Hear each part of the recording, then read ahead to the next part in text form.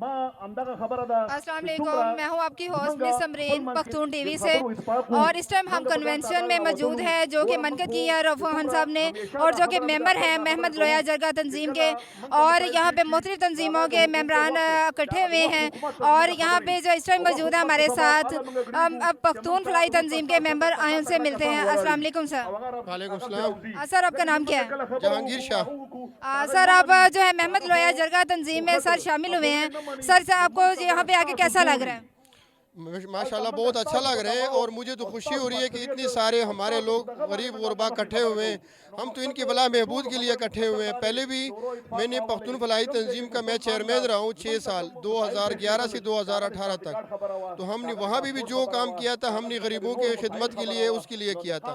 तो आज भी मैंने जब इनको देखा है, मैंने इनको सुना है, तो ये लोग इस वक्त अल्हम्दुलिल्लाह अपने आवाम के लिए, अपने इलाके के गरीब गुरबा के लिए एक फलाही का काम कर रहे हैं, एक सोशल काम कर रहे हैं। तो मैं इसलिए इनके प्रोग्राम में आया हूँ कि मैं इनको कोई अपने कीमती मशवरा भी दूँ, इनके साथ मैं कोई अपनी डिस्कस भी करूँ, क्योंकि मेरे पास पुराना तजर्बा है और मैंने अल्हम्दुलिल्लाह 10 साल अपना तंजीम जो चलाया है, तो मुझे बहुत सारा पता है।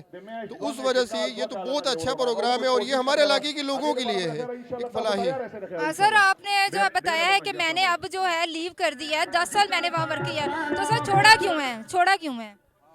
छोड़ा ये है कि वो जो तंजीम था असल में उसके अंदर सियासत आ गई। तो ये हमारा काम मकसद है, हम गैर सियासी है ये तंजीम, ये सिर्फ एक फलाही तंजीम है।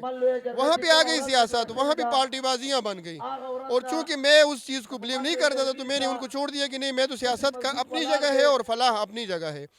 अब वो लोग अपने तंजीम को अपने सियासी मकासद के लिए इस्तेमाल कर रहे थे। चूँकि मैं सियासी मकासद में उनका हिस्सा नहीं बन सकता था, मैंने इस वजह से अपने चेयरमैनशिप से, सदारत से इस्तीफा दे दी और उनके हवाले कर दिया। अब वो जो है सबके सामने कि वो अब खालिस सियासी तंजीम बनी हुई अपनी सियासत के लिए इस्तेमाल हो रहे हैं।